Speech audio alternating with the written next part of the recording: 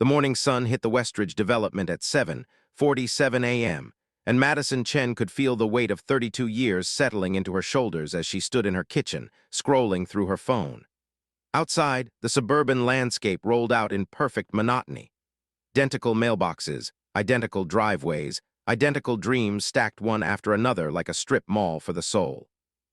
She'd been streaming for 2 years now, ever since the marketing firm let her go in the restructuring.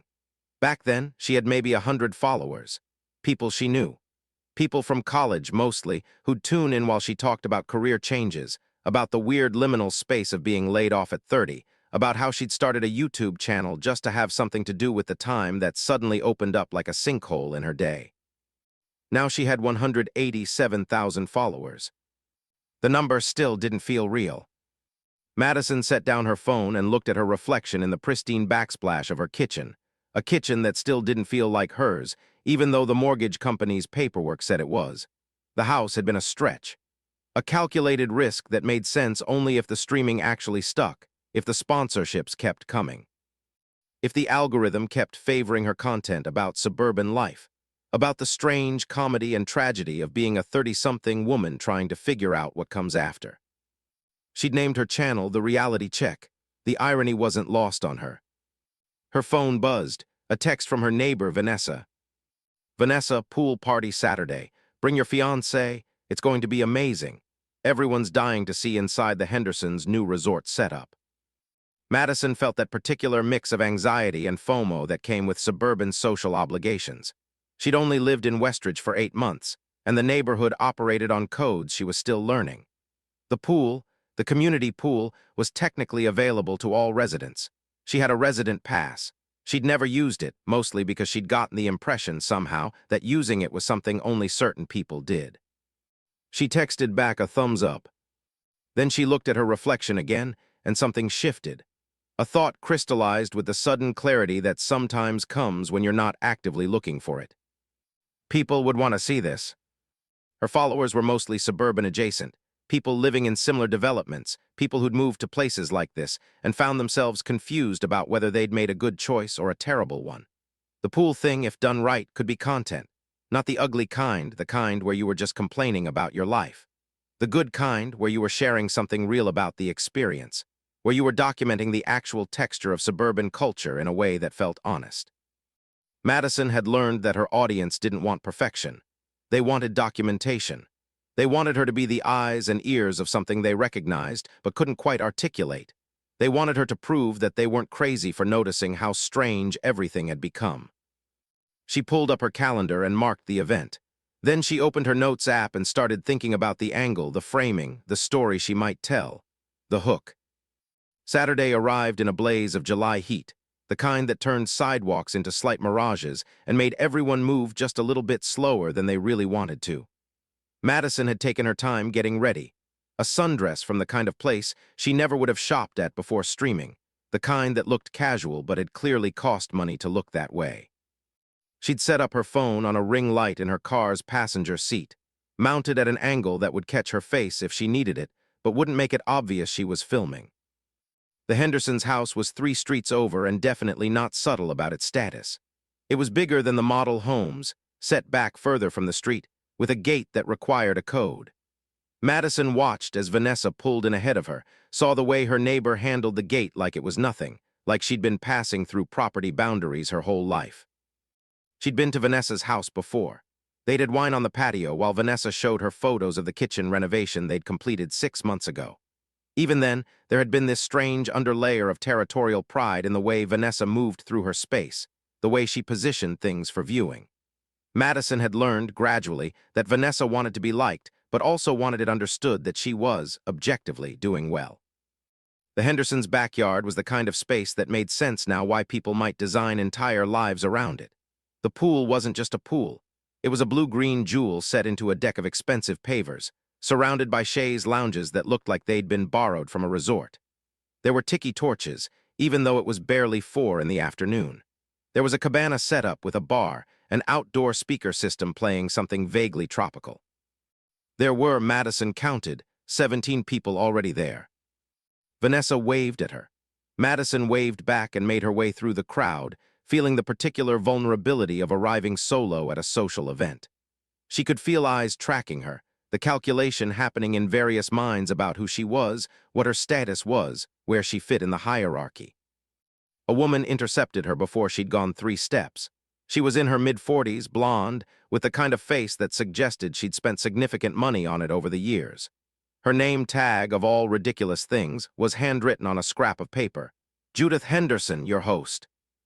"Madison, we've heard so much about you." Judith's enthusiasm had an edge to it, the kind that suggested the things she'd heard were interesting in a way that needed to be managed.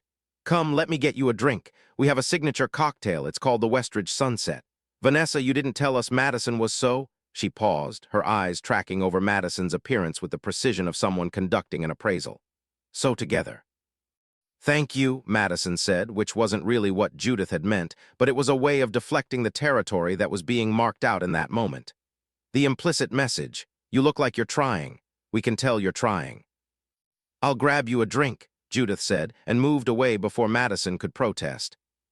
Madison found herself standing at the edge of the pool deck, holding her purse in a way that suddenly felt wrong.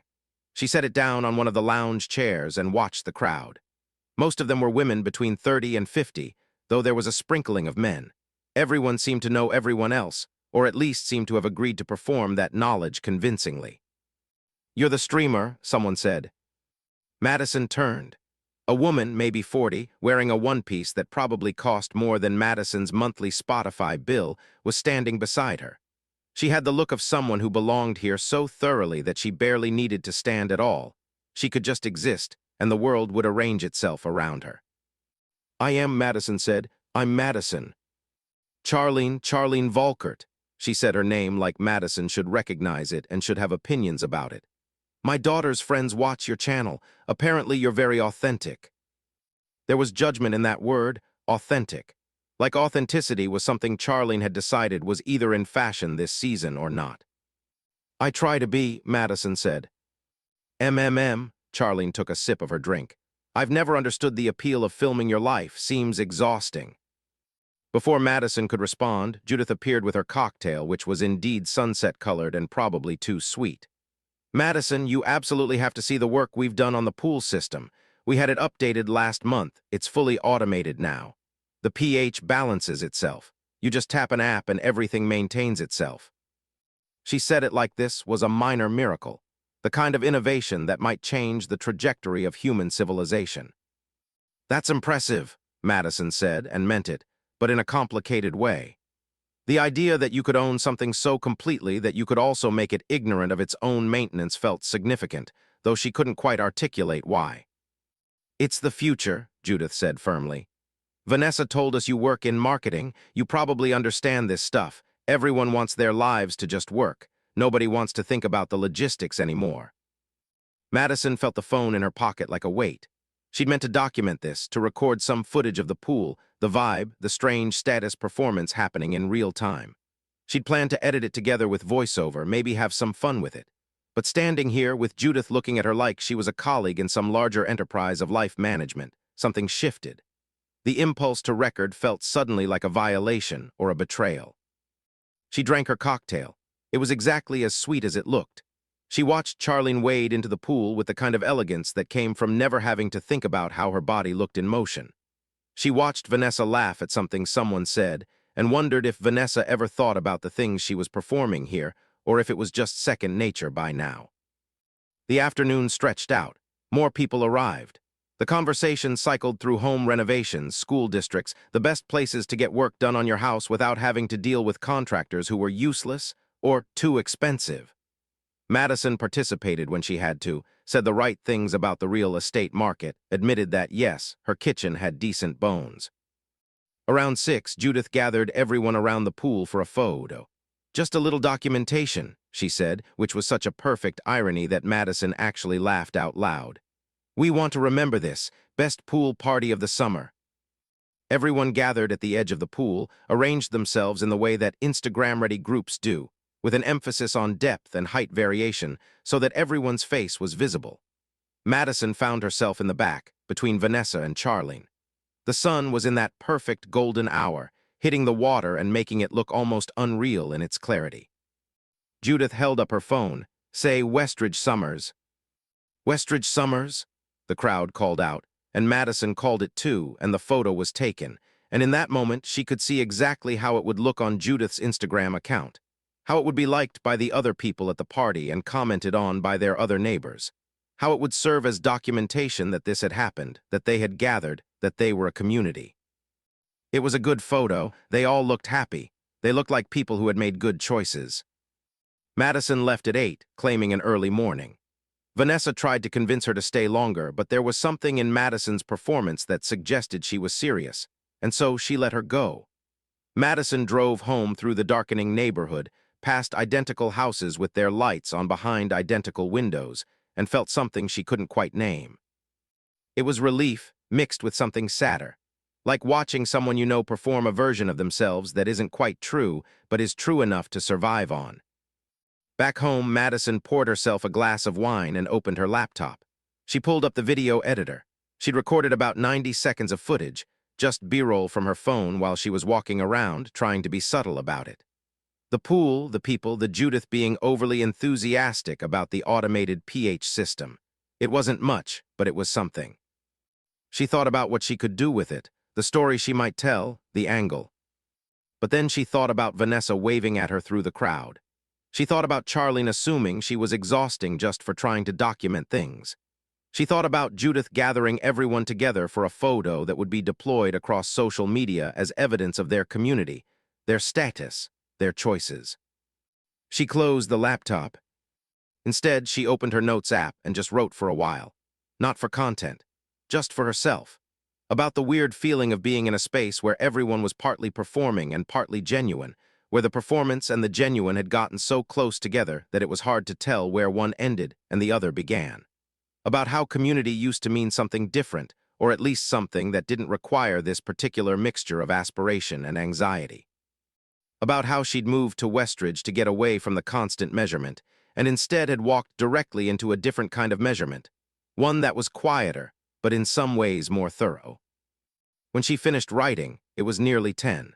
She put her phone on the charger and got ready for bed, and she didn't think again about the pool, or the party, or the strange afternoon she'd spent trying to belong to something that didn't quite make sense. Beat, Madison lay in the dark of her bedroom, unable to sleep, feeling the unease of someone who'd made a choice without quite understanding what she was choosing. In the next room, her fiancé, David, slept, content in the way of people who'd never questioned their place in anything.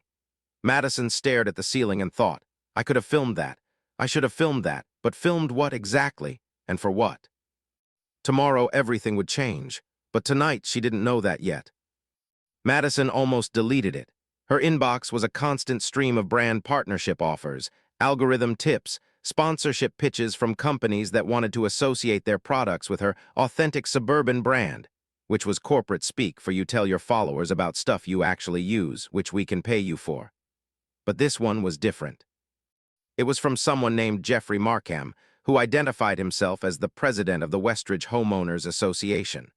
The subject line was, Community Pool Important Information. Madison opened it.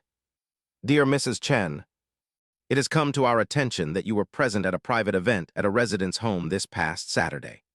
While we fully support social gatherings and community events, we wanted to remind all residents that photography and videography of certain community spaces, including our private amenities, requires prior approval from the HOA board. Our community pool is a shared resource, but it is exclusively for Westridge residents and their invited guests. Recent architectural developments have made the pool a defining feature of our property values, and we take security and privacy very seriously. We do not want to be overly restrictive, but we do ask that all residents respect these guidelines. Best regards, Jeffrey Markham, President, Westridge Homeowners Association. Madison read it 3 times. She'd filmed 90 seconds of B-roll at a private party. She hadn't uploaded any of it. She hadn't even shown it to anyone. The email felt like it was accusing her of something she'd already decided not to do. She texted Vanessa, Hey, did Jeffrey send you an email about pool footage? The response came back almost immediately, OMG, yes. He sends that email to literally everyone. Don't worry about it. He's just paranoid about people getting the address from videos or something. Everyone films stuff. You're fine. Madison wasn't sure she believed that everyone filmed stuff, but she set the phone down and tried to move on with her day. She had 3 sponsorship videos to film, a meeting with a brand manager about a potential partnership, and the usual avalanche of comments on her last upload to moderate. But the email sat with her, like a small stone in her shoe. The thing about being a content creator was that it changed how you looked at the world. Everything became potentially filmable, potentially storyable. A mundane Tuesday became a day in my life video. A grocery trip became an opportunity to film outfit details or discuss affordable finds.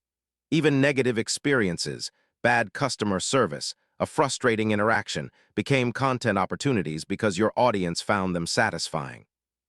There was something almost parasitic about it, the way Madison had learned to extract storytelling value from every moment. But she'd always assumed the extraction was optional, that she could choose what to film and what to keep private. It hadn't occurred to her that being observed or being suspected of observation could be a kind of violation in itself. That afternoon, she made a decision. She texted Vanessa again. "Are you going to the community pool this week? I've never actually gone as a resident. I feel like I should check it out." "Yes, come Wednesday. I usually go Wednesday mornings. Bring a friend if you want. The water's amazing." Madison didn't have a friend she could bring who would think Wednesday morning at the community pool was a reasonable activity, so she went alone. Wednesday came bright and clear, the kind of July day that felt like it was trying to prove a point about summer being the best season. She packed her phone, a swimsuit, and a profound sense of curiosity about what she might find. The Westridge Community Pool was located at the heart of the development, accessible through a gate that required a resident ID card. Madison had received hers when she'd moved in, but had never used it for this purpose. The gate scanned her card and opened with a soft whir that suggested significant engineering had gone into this particular mechanism. The pool was nice. That was the most honest word for it. It wasn't the resort fantasy of the Hendersons' pool, but it was well-maintained, clearly recently updated. There was a shallow end and a deep end. There were lounge chairs, though they looked more practical than luxurious. There were a few signs about pool rules, about shower requirements before entering, about guests being able to visit only on weekends. Vanessa was already there, sitting in one of the chairs, reading something on her tablet. She waved when she saw Madison. "You came?" Vanessa seemed genuinely pleased, which made Madison feel both flattered and suspicious of the feeling. "I wasn't sure if you were really a pool person. You seem more like a, I don't know, wine bar person." "I'm trying to be more of everything," Madison said, which was true in a way that didn't quite mean what it sounded like it meant. She set down her towel on the lounge chair next to Vanessa. "Also, I realized I've never actually used any of the community amenities. I should probably experience what I'm paying for." "Right," Vanessa said. "That's what I tell my husband. These fees, we should use them. Otherwise, what's the point?" There were 2 other people in the pool. A woman who looked like she was in her 60s, doing laps with the meditative focus of someone who'd been swimming the same route for years, and a man in a baseball cap who was sitting in the shallow end, reading an actual paper book, which seemed anachronistic in a way that Madison found almost endearing. Madison changed into her swimsuit and waded into the water. It was cooler than she expected, perfectly chlorinated, exactly the temperature you'd want on a hot day. She did a few lazy laps, then floated on her back and looked up at the sky. The pool had a strange quality of isolation despite being in the middle of a residential development. The walls around it were high enough that you couldn't see the houses, just the edges of roofs and the tops of trees. It was possible, if you squinted, to imagine you were somewhere else entirely. "It's perfect for forgetting you're in the suburbs," Vanessa said, and Madison realized she'd said something out loud without meaning to. "That's exactly it," Madison said. They floated together for a while, not talking. The woman doing laps completed another circuit. The man in the baseball cap turned a page of his book. The sun moved incrementally across the sky, changing the angle of the light on the water. It was peaceful in a way that Madison hadn't anticipated. There was no performance happening here. There was no one documenting the moment for later distribution. It was just the awkward pleasure of existing in the same space as other people without needing to perform anything for them. Around 11, Vanessa suggested they get coffee. They showered off the chlorine, dressed, and drove to a place Vanessa knew a few streets over, a small cafe that probably had a name but seemed to market itself primarily on the fact that it existed and sold coffee. They sat at an outdoor table under an umbrella that had a small rip in it that someone had duct-taped. "Can I ask you something?" Madison said. "Of course," Vanessa said. "Do you ever get the feeling that Westridge is, I don't know, a very specific kind of reality, like everyone's living exactly the same life but with different furniture?" Vanessa laughed, but it wasn't a dismissive laugh. It was the laugh of someone who'd thought exactly this thing and had been waiting to hear someone else say it. "All the time. It's why I love it, honestly. You know what to expect. You know exactly what your house is going to be worth in 5 years. You know what the schools are like. There's no surprises." "Don't you want surprises?" Madison asked. "God, no," Vanessa said immediately. "I spent my 20s wanting surprises. I lived in Chicago for a while, dated a musician, the whole thing. Do you know what surprises are? They're just chaos with a good marketing team. I'll take predictability any day." Madison considered this while sipping her coffee, which was exactly as adequate as the cafe looked. "But don't you feel like you're performing something? Like you have to be a certain version of yourself to fit in?" Vanessa looked at her thoughtfully. "Madison, everyone performs. That's not a Westridge thing. That's a being alive thing. The difference is here there's a script. If you follow the script, you're fine. If you don't want to follow the script, you can go somewhere else. But most people like having the script." There was something honest about this that Madison didn't quite want to admit. She'd come to Westridge partly because she'd wanted structure. Because the chaos of career uncertainty and the indie spirit-required life of streaming had worn her down. Because sometimes you wanted someone else to decide the rules so you could just follow them and know you were doing it right. "Did you see that email from Jeffrey?" Madison asked. "About filming at the pool." "Oh, that," Vanessa said. "He sends that like once a month. He's obsessed with the pool becoming some kind of, I don't know, Instagram famous location. He thinks if he doesn't police it, people will start bringing their influencers and filming content shots or whatever."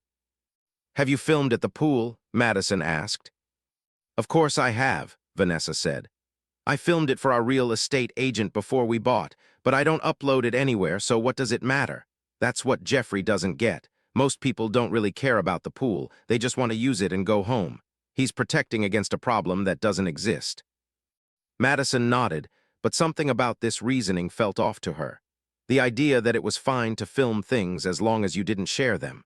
The idea that observation was only a problem if it was broadcast.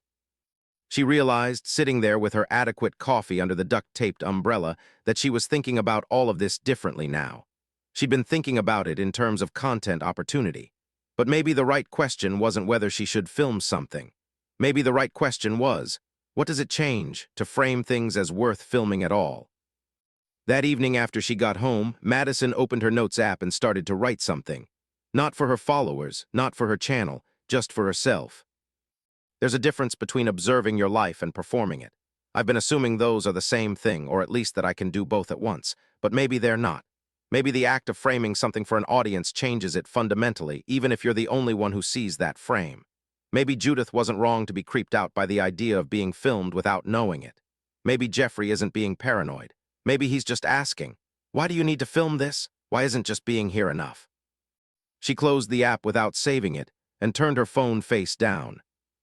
And beat, Madison fell asleep that night with her phone across the room, wondering if that small act of distance would change anything. She dreamed of the pool, but in her dream it had no walls. It was just water stretching out infinitely, and she was floating in it without anything to prove, without anything to document, just existing in the same way that the water existed, without needing a reason for it. When she woke, she couldn't remember why that had felt. By the following Tuesday, Madison had made a decision. She was going to film at the community pool. Not in a secret way, not in a way that violated anyone's privacy or trust, but openly, with intention, as part of a series she was developing about suburban amenities and the way we relate to shared spaces. She'd pitched it to her sponsorship manager, Derek, that morning over Zoom. "The community pool thing is good," Derek said, and she could see him making notes, already thinking about how it fit into the larger narrative of her channel. "It's relatable. People want to know about their neighborhoods. They want to see if they're getting value. This is smart." "I need to ask permission from the HOA," Madison said. "There's some restriction about filming." "Okay," Derek said. "Get it in writing. Make sure you have explicit consent. That protects us and protects you." So Madison had drafted an email to Jeffrey Markham, the HOA president. She'd kept it professional, briefly outlining her proposal, a short video about the community pool featuring it as a value add for residents, nothing invasive, no personal details of other residents included. She'd emphasized the positive framing, the way it could serve as marketing for the neighborhood itself. She'd been careful, thoughtful, exactly the kind of respectful request that it seemed impossible to deny. She hit send on Friday morning. The response came back within 2 hours. "Hi, Madison. Thanks for reaching out. This is great timing, actually. We're always looking for ways to highlight our community to potential residents, so we appreciate your interest in featuring the pool. I do want to run this by the full board, just to make sure we're all on the same page about messaging and scope. But I'm inclined to say yes. I'll follow up after our Thursday meeting with any questions or requests. Best, Jeffrey Markham." Madison felt a small rush of vindication. She'd been right to ask permission. It had been the mature, professional thing to do. Derek had been right. Having it in writing protected everyone. Now she just had to wait for the board meeting and see if they had any concerns. She didn't tell Vanessa about this yet. There was something about keeping it private, about not wanting to jinx it or invite questions, that felt important. She'd learned, through streaming, that sometimes the anticipation of a thing was more interesting than the thing itself, and she didn't want anyone else's skepticism or commentary to muddy the creative process. The following Thursday, Jeffrey's email came through. "Madison, great news, the board unanimously approved your proposal. A few guidelines. 1, please let me know specific dates and times when you'll be filming, so we can add it to our resident newsletter. 2, do not film any residents without their explicit consent. 3, keep the focus on the amenity itself. The pool features, maintenance, the value it brings to the community, rather than on people. 4, we'd love to see the final cut before you publish, just to make sure the messaging aligns with our community brand. 5, please credit the HOA in your description." These weren't unreasonable requests, Madison thought. They were actually pretty straightforward. The only one that gave her a slight pause was the last one, showing the final cut before publishing. That felt like it was edging toward editorial control, which was a line she was usually careful about not crossing. But she could manage it. She could show Jeffrey the video, listen to feedback, make adjustments that didn't compromise her voice. She emailed back her agreement to all terms and proposed a filming date. The following Wednesday morning, same time she usually went to the pool with Vanessa. Jeffrey's response was enthusiastic. "Perfect. I'll make sure to mention it in the newsletter so residents know why there's a camera. Looking forward to seeing what you create." Madison told Vanessa on Monday evening, when they were planning their Wednesday pool visit. "Wait, you're filming?" Vanessa asked. There was something in her tone that Madison couldn't quite place. Not quite disapproval, but not quite support either. Something more complicated. "Just a short video about the pool," Madison said. "I already got permission from Jeffrey. The HOA approved it." "Right, but," Vanessa paused. "Doesn't that feel weird? Like now I'm going to know I'm being filmed while I'm at the pool. That changes it, doesn't it?" Madison hadn't thought about this exactly. "I won't film you," she said. "I asked for permission, and the rules are that I don't film residents without their consent." "But you'll be filming the pool," Vanessa said. "Which means the general area where I'm swimming, and people will know about it. It won't be a private moment anymore." "It's already not private," Madison said, and immediately regretted it. "I mean, it's already a shared space. Multiple people already use it." "That's different," Vanessa said. "Using a space and having that use documented are different things. You're right about that from the email, the one about how we need to protect our community's privacy. He gets it." Madison felt something defensive rise up in her. "I'm not violating anyone's privacy. I got explicit permission." "I know," Vanessa said, and she sounded genuinely sorry, which somehow made it worse. "I'm not saying you're doing anything wrong. I'm just saying. It changes the nature of the place, you know. The pool was a space where you could just be. Now it's a space where you're potentially being observed. Even if you're not being filmed, people will know they could be." After they hung up, Madison sat with this for a while. It was true that having permission changed things. It was also true that Vanessa was articulating something that Madison hadn't quite acknowledged, even to herself. By making the pool filmable, by getting official permission to document it, Madison was changing what the pool was. It was no longer just a place. It was becoming a representation of a place, a construction, a curated experience. But wasn't that what everything was ultimately? Wasn't the whole world increasingly becoming a set of things to be observed, a series of backdrops for documentation? Vanessa was using the pool with the same body that had bathed in it her whole life, but now with the knowledge that that body could theoretically be observed. That knowledge was the only thing that had changed. That knowledge was everything. Madison thought about this on Tuesday evening. She set up her filming schedule, Wednesday at 9 a.m., just as she'd planned. She packed her camera equipment carefully, a small camera on a gimbal, a lavalier microphone, a few other pieces of gear that would let her capture professional quality footage. She planned the shots mentally. The entrance, the pool from various angles, close-ups of the maintenance features, the landscape around it. She didn't want to film people, didn't plan to. But she knew, in the way that content creators know, that the pool without people in it would feel empty. The absence of people would itself be a kind of statement. Wednesday morning came clear and hot. Madison arrived at the pool at 8:45, early enough to set up, to understand the light, to plan her angles. The pool was empty at this hour, just the water, still and reflective, waiting to be documented. She set up her camera on a tripod near the gate and started filming her introduction. Hi, everyone. So I've lived in Westridge for almost a year now, and one of the things I wanted to explore is how these communities actually function.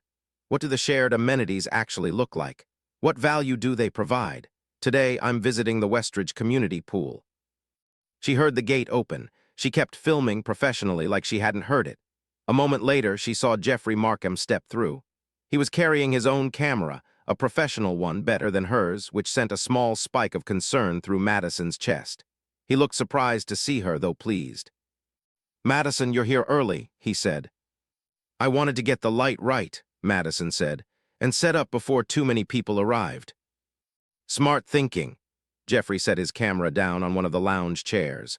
"I thought I'd document this too, if that's all right. The board wants some content for our HOA newsletter. This could be perfect, sort of a behind-the-scenes of the pool being featured." Madison felt a small moment of unease, but she nodded. Of course. For the next hour, they filmed together. Jeffrey asked her what kind of shots she was getting, what her angle was, what story she was trying to tell about the pool. He was friendly, interested, genuinely engaged with the creative process. At one point, the woman Madison had seen on her previous visit, the one who was always doing laps, came to swim.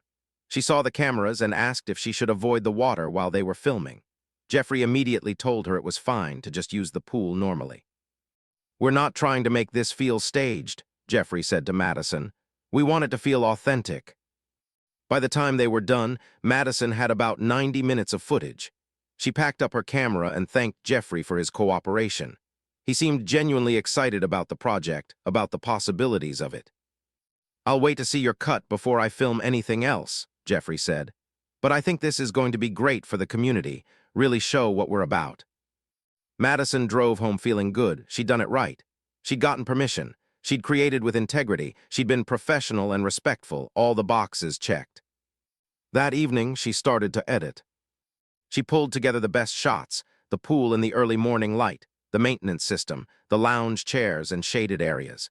She filmed herself walking around the pool, talking about the amenities in an enthusiastic but not overly salesy way. She interviewed a few residents over the phone about what they liked about it. The video came together beautifully, honestly, in a way that felt like documentation without being exploitative. She'd been planning to upload it within a few days, but the urge to show Jeffrey first came over her. She'd promised to let the board see it before publishing. She thought maybe getting feedback could only make it better. She texted Jeffrey, "Got a first cut done, want to see it?" He responded immediately, "Absolutely, send it over." Madison uploaded the video to a private link and sent it to Jeffrey. Then she waited, refreshing her email obsessively for the next few hours, refreshing it again before bed, refreshing it the first thing in the morning. By Friday, Jeffrey's response had arrived. It was long, detailed, thoughtful, but it also had requests. "Madison, this is great. The board is really pleased." A few suggestions that came up in our discussion. 1. The shot of the pool from the south side. Can we angle it differently? That side faces toward the development, and we want to emphasize more of the natural landscaping and less of the neighborhood beyond. 2. The interview with Margaret about using the pool for physical therapy. This is great, but could you add some graphics about how homeowners can improve their property values through shared wellness amenities? This would be valuable for prospective residents.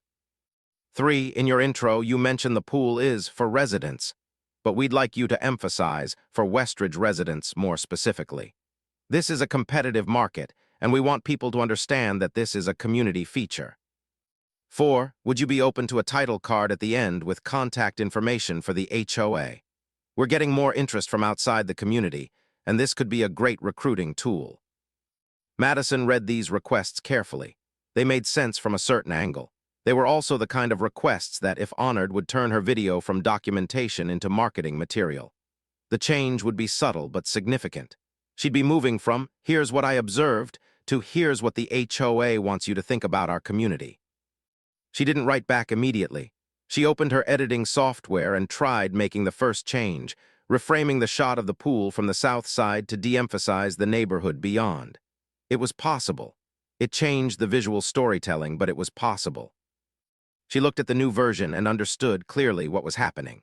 She was being asked to lie, not explicitly, not in a way that involved false information, but she was being asked to frame reality in a way that served someone else's agenda. She was being asked to make the pool look like it was more important than it was, more special, more valuable. She was being asked to construct a version of the pool that would make potential residents want to move to Westridge. Which was fine, technically. That's what marketing was. That's what she did for brands sometimes. But it wasn't what she'd said she was going to do. She'd said she was going to document the pool. She'd said she was going to share her genuine experience of the community amenity. She called Derek. "The HOA wants me to edit the video," she said. "They want me to change the framing, add graphics about property values, emphasize it as a Westridge-specific feature. It's not misinformation exactly, but it's marketing." "So," Derek said, "you just made an agreement to let them see the cut before publishing. You didn't make an agreement to maintain editorial control." "Right, but..." "Madison, this is normal. Brands do this all the time. They want their amenities framed in a certain way. The question is, are you comfortable with these edits?"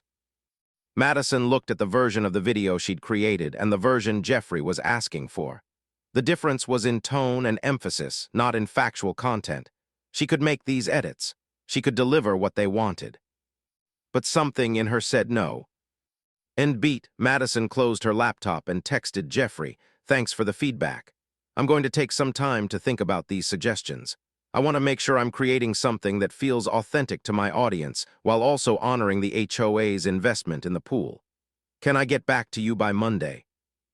Jeffrey's response was warm and patient. "Absolutely. That sounds great. We really appreciate your thoughtfulness about this." Madison spent the weekend in a kind of creative purgatory. She could make Jeffrey's edits. She could upload the video in its current form and let the HOA deal with it. She could delete it entirely and pretend none of this had happened. But none of those options felt right. She'd stumbled into something more complicated than she'd expected. The moment when observation became curation, when documentation became performance, when permission wasn't enough to make something honest. On Monday morning, she had an idea that would change everything. Madison's idea was simple in its complexity. What if she just showed all of it? Instead of editing a finished video that she could control, what if she did a live stream of the pool? Raw, unedited, real-time documentation. She'd get permission from the HOA, she'd tell them she wanted to show the experience more authentically, and then she'd stream directly to her audience. The HOA couldn't ask for edits afterward because the content would already be live. There would be no room for curation, no room for marketing speak, no room for anything but honest documentation. It felt clever, which should have been her first warning. She pitched it to Jeffrey on Monday morning. "Instead of an edited video, I want to do a live stream of the pool at peak hours," Madison explained. "Real-time experience, no post-production. I think it would give your residents and potential residents a much more authentic sense of what the pool is actually like." Jeffrey was quiet for a moment. "Live stream," he said finally. "So it would be broadcast to your followers." "Yes, to my audience on my streaming platform. Real time, they'd see what I see." "Madison, I think that changes things," Jeffrey said carefully. "When we talked about a documentary video, I was imagining something you'd create and then we'd provide feedback on, something with context and control. A live stream is different. That's more immediate, more exposure." It's more authentic, Madison pressed. And honestly, from your marketing perspective, it's better. Real-time engagement with your residents. Your followers will see actual people using the pool, having a genuine experience. It's more compelling than any edited video could be. This was true, and Jeffrey seemed to understand it was true, which was the only reason she could give him for his eventual agreement. Okay, he said, but can you at least tell me what time you're planning to stream, and maybe keep it focused on the amenities rather than on the residents? Absolutely, Madison said. Wednesday morning, 9 a.m., same as before. She didn't mention that she was planning to live stream continuously for 2 hours. She didn't mention that real-time documentation meant she might capture moments that weren't carefully framed. She didn't mention that the HOA wouldn't be able to control what happened once the stream was live. But those details existed in her thinking, glowing like a warning light she was choosing to ignore. Wednesday came around again, and Madison prepared with the focused intensity of someone about to do something that might have significant consequences. She tested her internet connection multiple times. She charged all her batteries. She set up her camera on a gimbal that would let her move smoothly through the space while maintaining frame. At 8:55 a.m., she arrived at the pool. It was less crowded than she'd expected. Just the woman doing laps, Margaret, she remembered now, and a couple of teenagers who looked like they were sneaking a swim before school. Madison took a breath and started the stream. "Hi everyone and welcome," she said, speaking to her camera, which was now broadcasting to 187,000 followers plus whatever random people clicked on the link. "So today is a little experiment. Instead of showing you an edited video about the Westridge community pool, I'm going to stream the actual real-time experience for 2 hours. This is what it's actually like to use this amenity. Not performed, not curated. Just real life in a suburban community pool." The comment section immediately started filling up. OMG live content. Why are you always at pools now? Is this sponsored? This is so boring, lol. I love this concept, actually. Madison started walking around the pool, narrating as she went. She talked about the maintenance systems, the different zones, the way the pool was designed for different uses, lap swimming, casual swimming, just existing in cool water on a hot day. She interviewed Margaret, who was kind enough to go along with it, talking about how she used the pool for physical therapy and how valuable it was to have this amenity as she got older.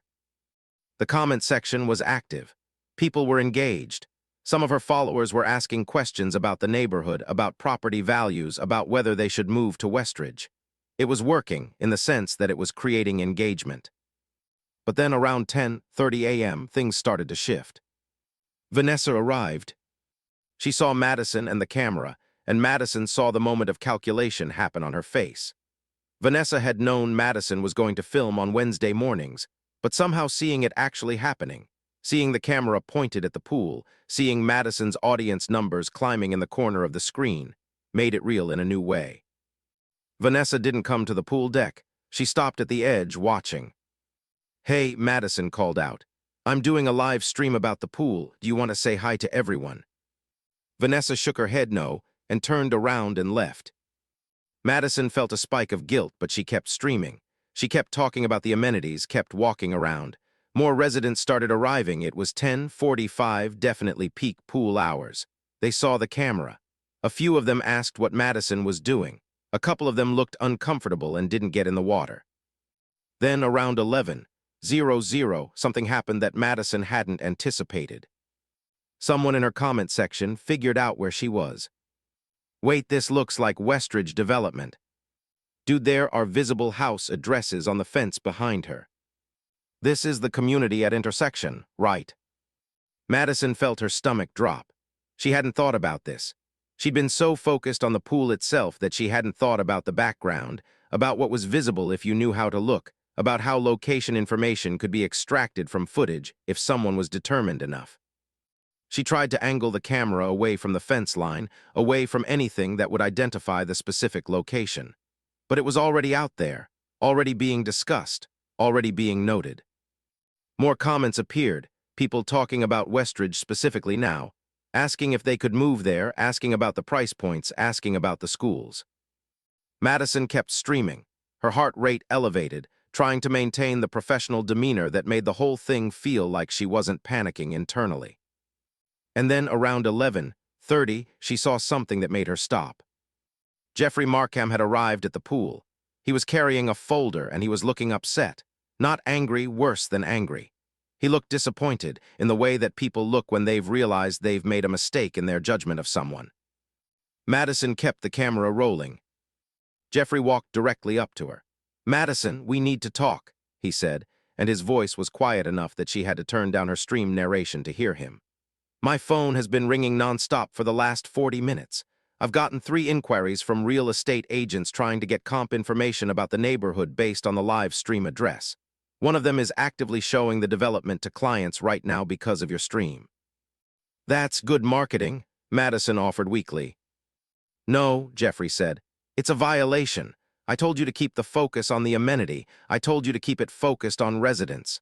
What you're doing is using our private community as a backdrop for your channel growth. You're exposing the specific location of our development to the internet. You're commodifying our neighborhood." "The location was already visible in the background," Madison started. "I don't care if it was visible," Jeffrey interrupted. "I care that you live-streamed it directly to 187,000 people, that you turned it into content, that you promised one thing and did another." Madison felt her face get hot. He was right. Objectively, clearly, he was right. She'd said she would do one thing and done another. She'd gotten permission for something different than what she was actually broadcasting. She'd rationalized it by telling herself that this was more authentic, more honest, but actually it was the opposite. It was more manipulative. It was her deciding unilaterally what kind of documentation served her audience, regardless of what the community had asked for. "I'm going to ask you to stop streaming," Jeffrey said. "Right now, we can discuss what happens next later." Madison looked at her camera, still capturing everything, still broadcasting to thousands of people who were watching this interaction play out in real time. She looked at the comment section, which had evolved into something more aggressive now. People arguing about whether the HOA was overreacting, whether Jeffrey was being unreasonable, whether Madison had done anything wrong. She made a decision. She didn't stop the stream. Instead, she turned the camera toward Jeffrey and kept it rolling. "Everyone," she said to her audience, and her voice sounded steady even though she was shaking. "This is Jeffrey Markham, the HOA president. I had permission from the HOA to do this live stream. I want to be transparent about that, and I want everyone to see what's happening right now as it's happening. Jeffrey, I'm going to keep streaming, and I want you to explain to my audience what the issue is." Jeffrey's face went pale. "Madison, turn off the camera." "No," Madison said. "I'm going to document this. If you don't turn off that camera right now, I'm going to report it to the HOA board and recommend legal action against you." "For what?" Madison asked, still filming. "For live streaming a public event in a community space that I have resident access to." "For recording someone without their consent," Jeffrey said, and his voice had gone sharp now, official. "For violating the privacy of this development. For breach of contract. Yes, you have a contract with the HOA that explicitly forbids this kind of broadcasting." Madison felt the ground shift slightly. He was right. She had signed something when she'd moved in standard HOA terms and conditions that she'd barely read. There were probably clauses about this in there. There were probably clauses about a lot of things. But she kept the camera running. Jeffrey turned and walked away, his phone already to his ear. Madison heard him saying, "Yeah, this is Jeffrey Markham with Westridge HOA. I need to speak with our legal counsel immediately." Madison kept streaming. And beat. For the next 30 minutes, Madison documented the fallout. More residents arriving and realizing there was a live stream happening, looking uncomfortable, some of them asking her to turn it off. The woman doing laps, Margaret, who'd been kind to her, pointedly stopping her swim and leaving the pool. The teenagers who'd seemed to be sneaking a pool day disappearing quietly. The pool emptying out, one person at a time, until it was just Madison and her camera and the comment section, which had exploded into something ugly. Supporters accusing Jeffrey of censorship. Critics accusing Madison of exploitation. Everyone talking about Westridge like it was a character in a drama, like it existed for their consumption and judgment. At 12:00, exactly 2 hours after she'd started, Madison ended the stream. The view count was 47,000. She'd gained 12,000 new followers in a single stream. Her engagement rate was the highest it had been all year. The video was already being clipped and shared on Twitter and Reddit.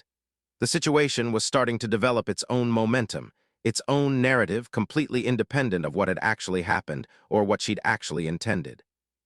Madison drove home in a state of shock, and by the time she pulled into her driveway, she had 3 emails, 4 texts, and a voicemail from a number she didn't recognize. She parked the car and opened the first email. It was from the Westridge Homeowners Association Legal Counsel.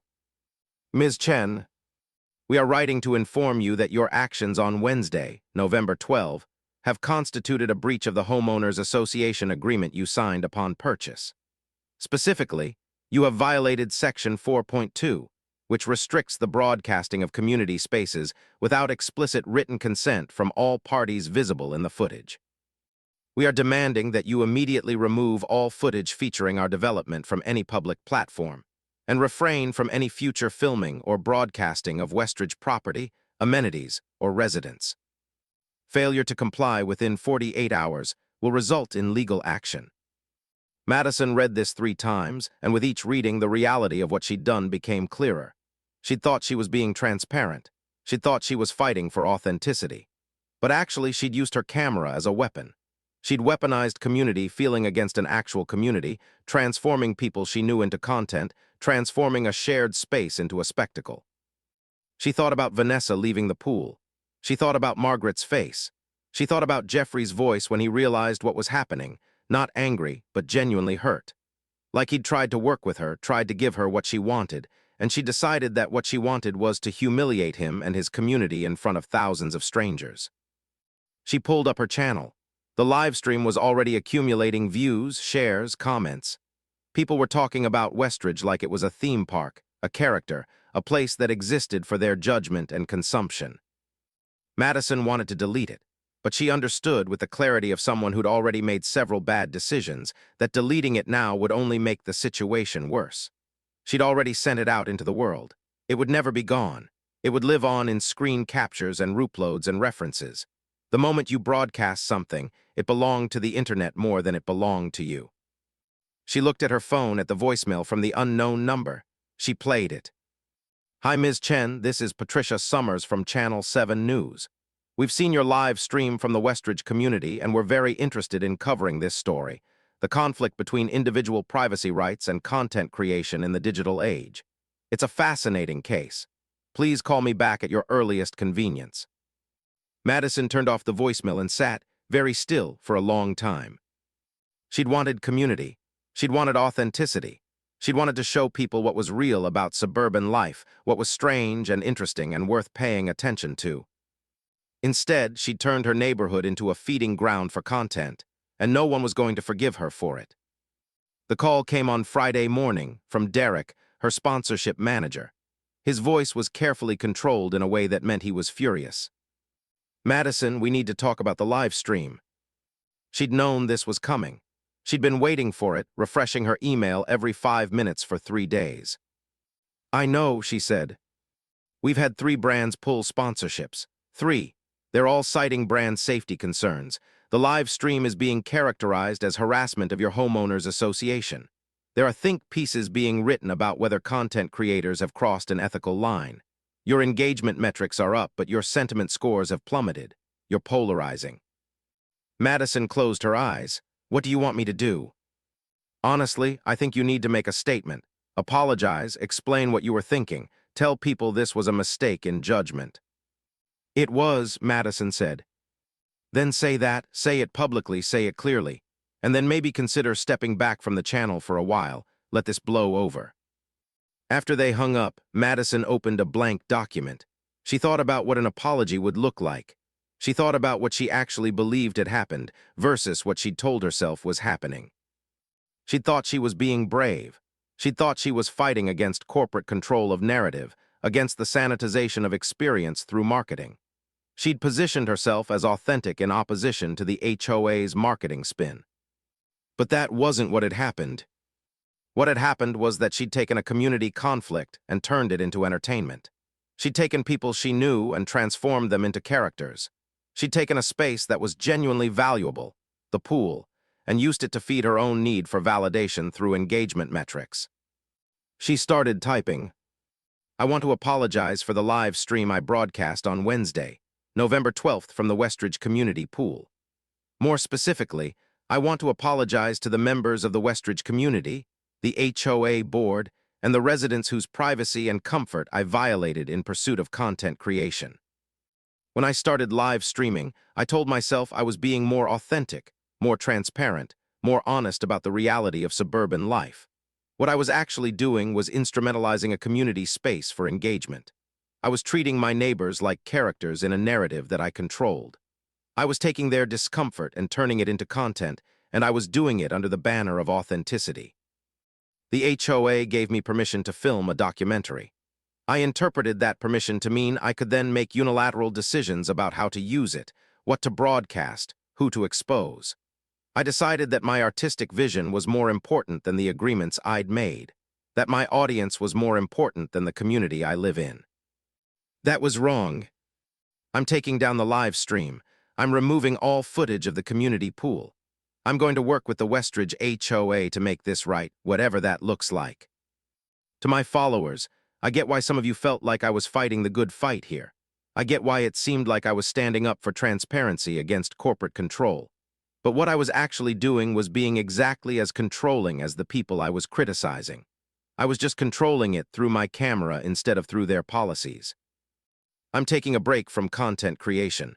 I need to think about what I'm doing, why I'm doing it, and what the real costs are. I'm sorry.